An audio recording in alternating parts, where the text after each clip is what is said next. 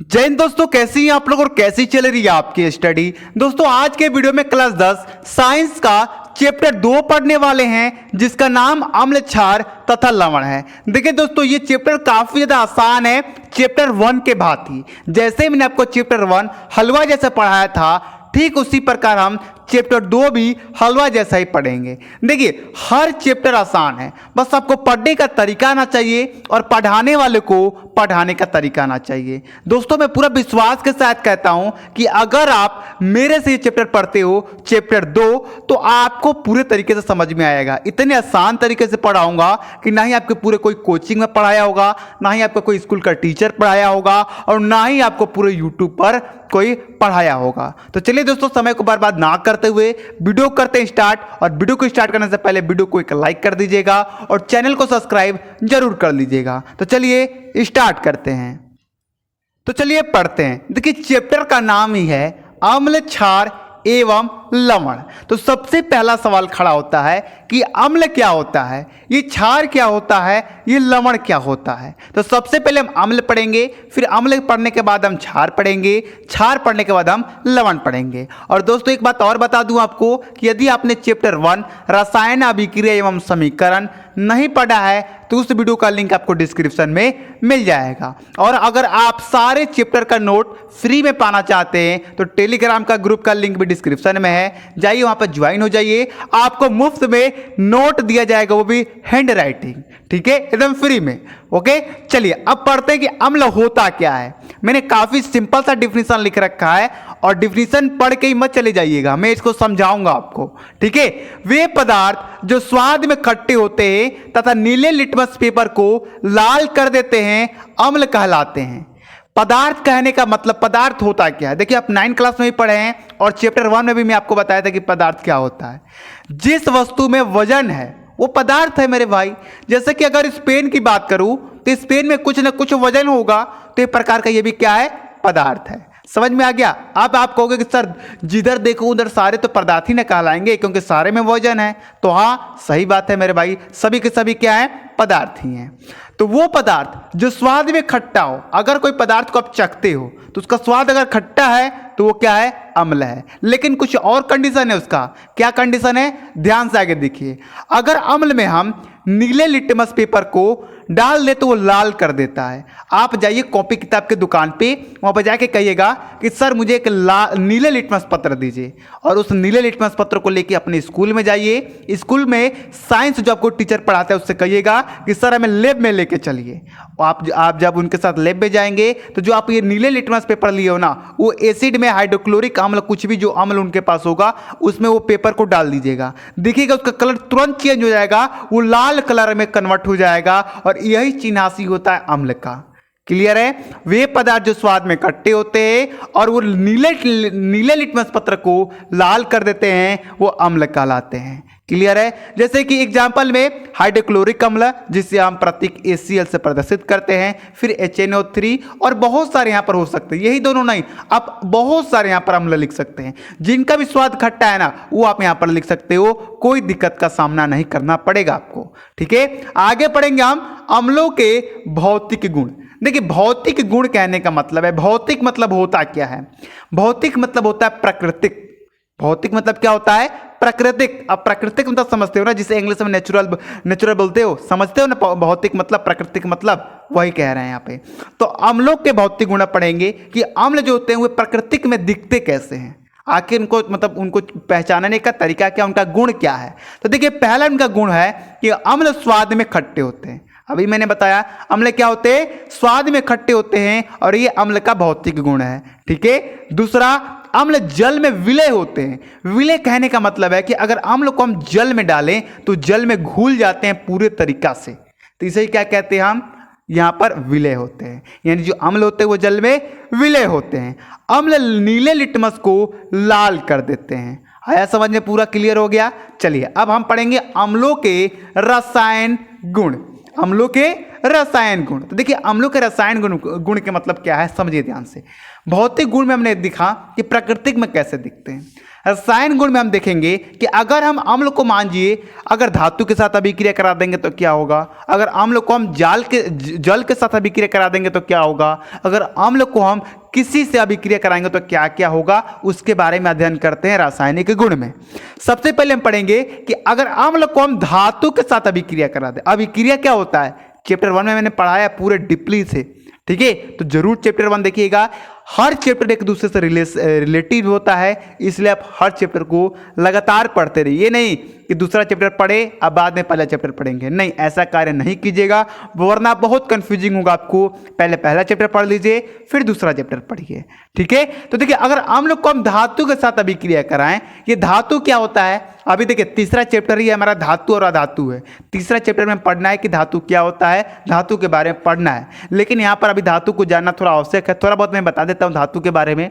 एक मोटा मोटी समझिए ना कि जो पदार्थ कठोर होता है वो धातु होता है, मोटा मोटी। जैसा कि लोहा, लोहा क्या है, धातु है, क्यों, क्योंकि वो कठोर है। क्लियर हो गया। चलिए अगर मान लीजिए हम अम्ल को धातु के साथ अभिक्रिया करा दे, यानी कि अम्ल को अगर हम धातु में मिला दे तो क्या होगा। तो जो अम्ल है वो धातु के साथ अभिक्रिया करके हाइड्रोजन गैस मुक्त करता है, जैसे कि Fe मतलब क्या होता है, आयरन होता है जिसे आप लोहा कहते हैं।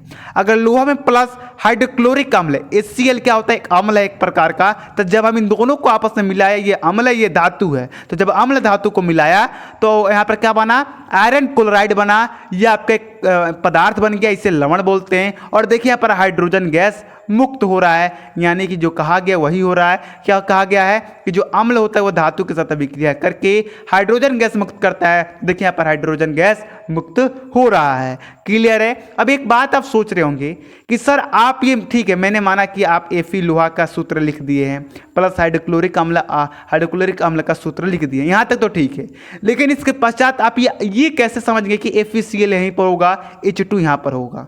ये कोई आपको नहीं बताएगा पूरे यूट्यूब पर, लेकिन मैं अभी आपको बताता हूँ। अभी टेंशन आपका यहाँ से खत्म हो जाएगा। ये याद रहेगा ना, ये बुल पेन से जो मैंने लिखा है तो ये आप तुरंत बना लेंगे। कैसे बनाएंगे ध्यान से समझिए। अम्ल धातु के साथ अभिक्रिया करके मुक्त हाइड्रोजन गैस बनाता है। हाइड्रोजन गैस को हम H2 से प्रदर्शित करते हैं। किससे, H2 से प्रदर्शित करते हैं, याद रहेगा। अब देखिए यहां पर हमने लोहा ले लिया और अम्ल ले लिया, हमें अभिक्रिया करा, हमें इससे कोई मतलब नहीं है, बस हमें हाइड्रोजन गैस चाहिए, क्योंकि जब अम्ल और धातु अभिक्रिया करता है तो हाइड्रोजन गैस मिलता है। तो बस हम H को यहाँ पर छिपा लेंगे और जो जो बचा यहाँ पर लिख लेंगे, Fe यहाँ पर लिख लेंगे, H हटा देंगे, Cl बचा Cl यहाँ पर लिख देंगे प्लस, और फिर ये H2 यहाँ पर लिख देंगे, क्योंकि हमें हाइड्रोजन गैस किसी कीमत पर चाहिए था तो हमने हाइड्रोजन गैस इसे ले लिया और जो बचा हमने यहाँ पर लिख दिया, काम खत्म, बन गया सूत्र। आया समझ में? नहीं समझ में तो वीडियो को थोड़ा आप पीछे करके देखिएगा। लेकिन ये हर चीज में ये लागू नहीं होता है, मैं बताता चलूंगा कि किस किस में आपको ये आसानी पूर्वक लगेगा, लेकिन ये बहुत सिंपल सा है। आप धीरे धीरे आपको प्रैक्टिस हो जाएगा, इसका चिंता बिल्कुल मत कीजिएगा, ठीक है। जब नए नए आते हैं ना लोग तो नए नए शब्द देखने के मिलते हैं तो थोड़ा बहुत कंफ्यूजिंग होता है। चलिए हम पढ़ते हैं अम्ल का जो रासायनिक दूसरा है गुण वो पढ़ते हैं, अम्लों के जल के साथ अभिक्रिया। अब देखिए अगर मान लीजिए अभी हमने अम्ल को धातु के साथ अभिक्रिया कराया, अगर हम अम्ल को जल के साथ अभिक्रिया कराएंगे तो क्या होगा वो समझने की कोशिश कीजिए।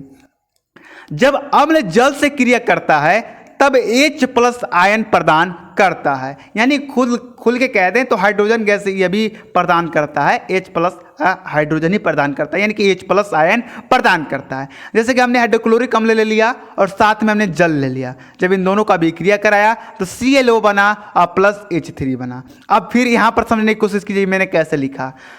हमें H+ बस आयन चाहिए, हम H छिपा लेंगे, दोनों में से छिपा लेंगे, बचा क्या, Cl बचा Cl लिख दिए, O बचा O लिख दिए। क्लियर। हमें H बस चाहिए था, H एक यहाँ पर, H यहाँ पर 2 है तो H3 हो गया, काम खत्म। इस तरह आपको ये बना के लिखना है, क्लियर है? ऐसे आप लोग खुद समझ जाइएगा धीरे धीरे प्रैक्टिस करते करते। आ रहा है ना समझ में? कमेंट करके जरूर बताइएगा। और अगर ऐसे ही वीडियो को सारे सब्जेक्ट का पाना चाहते हैं तो आप लोग कमेंट जरूर कर दीजिए। मैं सारे विषय का, अगर आप कहेंगे तो मैथ भी मैं बहुत जल्द स्टार्ट कर दूंगा। और मेरे जैसा मैथ पूरे यूट्यूब पर आपको कोई नहीं पढ़ाएगा, बहुत आसान तरीके से मैं आपको पढ़ाऊंगा। ठीक है, चलिए आगे देखिए। और तीसरा गुण की बात कर ले कि अगर अम्ल को धातु ऑक्साइड के साथ अगर अभिक्रिया करा दें तो क्या होगा मेरे भाई?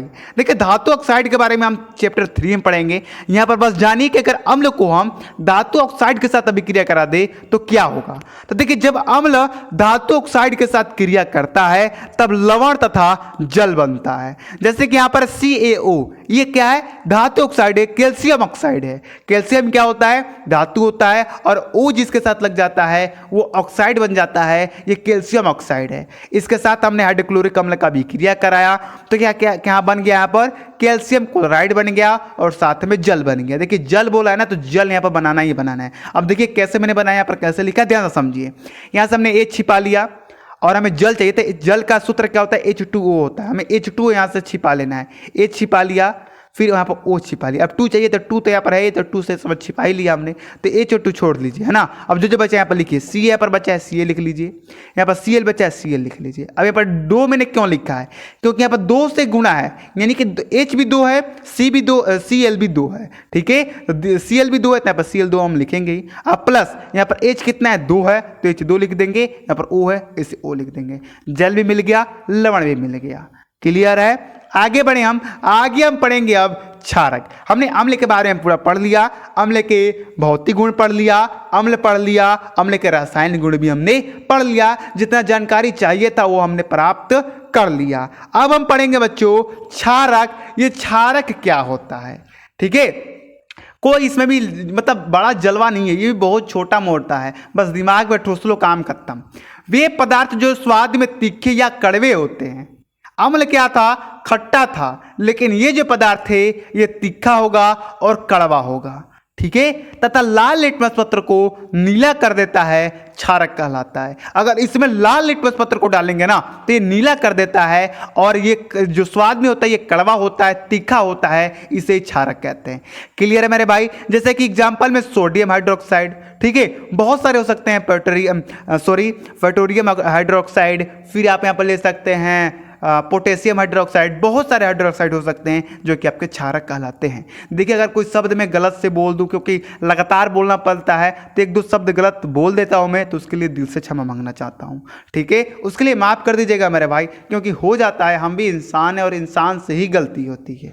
ठीक है, चलिए अब बात करेंगे हम लवण के बारे में। क्षारक, देखिए अब हम क्षारक की भौतिक गुण और रासायनिक गुण के बारे में नहीं पढ़ेंगे, क्योंकि उतना पढ़ना जरूरी नहीं है हमें। अब हम पढ़ेंगे लवण के बारे में कि लवण क्या है। देखिए जो टॉपिक आपके लिए इंपॉर्टेंट है, जो टॉपिक पढ़ना एकदम अनिवार्य है, वही चीज मैं आपको पढ़ाऊंगा, दूसरा कोई भी चीज मैं आपको नहीं पढ़ाऊंगा। देखिए लवण क्या होता है कि किसी अम्ल तथा क्षार के उदासीनीकरण अभिक्रिया से प्राप्त पदार्थ लवण कहलाता है। सिंपल भाषा में समझिए कि जब हम अम्ल और क्षारक को आपस में अभिक्रिया कराते हैं तो जो पदार्थ बनता है उसे लवण कहते हैं। जैसे कि हाइड्रोक्लोरिक अम्ल एक प्रकार का यह अम्ल है, सोडियम हाइड्रोक्साइड एक प्रकार का यह क्षारक है। इन दोनों को हमने अभिक्रिया कराया, और जब अभिक्रिया कराया तो एक हमें पदार्थ मिला सोडियम क्लोराइड जो कि लवण है, और हमें जल मिला। तो ये जो मिला ये हमारा लवण है।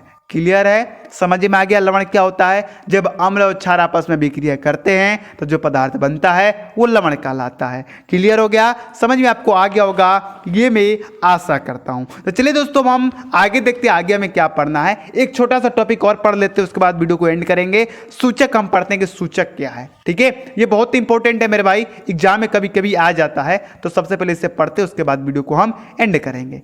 देखिए सूचक वे पदार्थ है जिसका अम्लीय विलयन में एक रंग तथा क्षारीय विलयन में दूसरा रंग होता है। नहीं समझ में आया? चलिए मैं आपको समझाता हूं। सूचक नाम से ही पता चल रहा है, सूचक ये सूचना देता है। सूचक यानी ये सूचना देता है। जैसे मानिए जो सूचक है ना, ये बताता है कि कौन सा पदार्थ अम्ल है और कौन सा पदार्थ क्षार है। यानी कि अगर सूचक, जैसे कि मान लीजिए एग्जाम्पल में देखिए मिथाइल ऑरेंज, ये एक प्रकार का सूचक है। अगर आप इसे अम्ल में डालेंगे तो इसका कलर लाल हो जाता है, और जब इसका अगर आप मिथाइल ऑरेंज को क्षारक में डालेंगे तो इसका रंग क्या हो जाता है, पीला हो जाता है। देखिए कई ऐसे अम्ल होते हैं जो बहुत जहरीले होते हैं, और कई ऐसे क्षारक भी होते हैं जो बहुत जहरीले होते हैं। उन्हें हम चेक करके हम उनको पता नहीं कर सकते कि कौन सा अम्ल है और कौन सा क्षारक है, इसलिए हम सूचक का प्रयोग करते हैं। आपके सामने मैंने दो पदार्थ रख दिया, अब मैं आपसे पूछूं कि बताइए इसमें से अम्ल कौन है और क्षारक कौन है, आप कैसे बताएंगे? आपको मैं एक सूचक भी दूंगा, मिथाइल ऑरेंज दूंगा, तो पता कर लेंगे आराम से। अम्ल में डालिए, अम्ल में लाल हो जाएगा तो कह दीजिएगा कि अम्ल है, दूसरे में डालिए अगर उसमें पीला हो जाए तो कह दीजिए वो क्षारक है। लगभग समझ में आ गया होगा कि जो सूचक है वो अम्ल और क्षारक की जानकारी देता है, जानकारी प्राप्त कराता है। ठीक है, अब दोस्तों हम पार्ट 2 वीडियो में आगे पढ़ेंगे, आगे डिस्कस करेंगे जो टॉपिक बचे हैं। अब बहुत कम टॉपिक बचे हैं, पीएच स्केल बचे हैं और कुछ बहुत सारे बच्चे, अभी भी थोड़ा बहुत टॉपिक है, मतलब आधा टॉपिक हमने इस वीडियो में क्लियर कर लिया है और आधा टॉपिक हम अगले वीडियो में क्लियर करेंगे। देखिए धीरे धीरे पढ़िए लेकिन बढ़िया से पढ़िए। ठीक है, वीडियो पसंद है तो वीडियो को लाइक और एक प्यारा सा कमेंट कर दीजिएगा, और वीडियो को थोड़ा शेयर कर दीजिए दोस्तों के पास, क्योंकि वो भी आराम से इस वीडियो का लाभ उठा सके। चलिए मिलते हैं अगले वीडियो में, हमें जाने का इजाजत दीजिए। जय हिंद, जय भारत।